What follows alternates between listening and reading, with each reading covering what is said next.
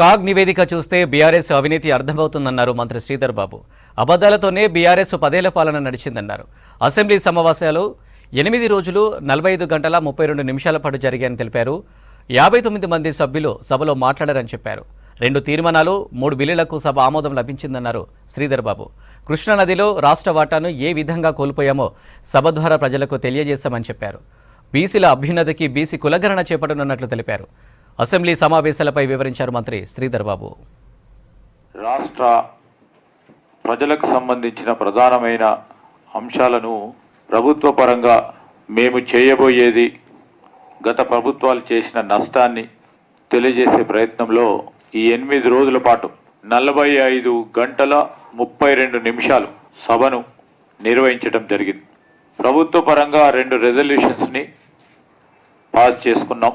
3 బిల్స్ను కూడా ఇంట్రడక్షన్ చేసుకొని పాస్ చేసుకోవటం జరిగింది. ఈ సెకండ్ సెషన్కు సంబంధించి మేము ఒక ప్రధానమైన అంశాలు, ఒకటేమో కృష్ణా వాటర్కు సంబంధించి గత ప్రభుత్వం ఏ విధంగా మన రాష్ట్ర వాటాని రాష్ట్ర రైతాంగానికి సంబంధించి కృష్ణా డెల్టాకు సంబంధించిన వారికి రావాల్సిన నీటి వాటాని ఏ విధంగా కాంప్రమైజ్ చేయటం జరిగింది.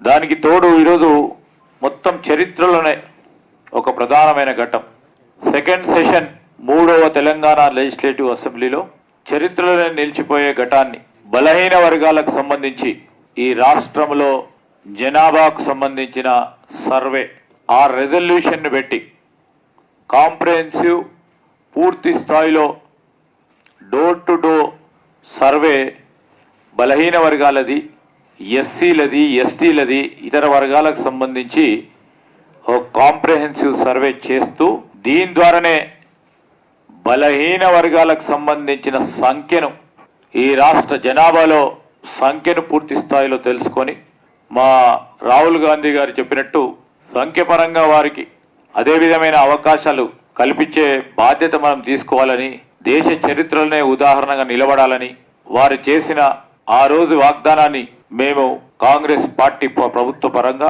ముఖ్యమంత్రి గారు రేవంత్ రెడ్డి గారి ఆధ్వర్యంలో మా BC welfare minister Ponnam Prabhakar గారు రెజల్యూషన్ పెట్టి ఏకగ్రీవంగా శాసన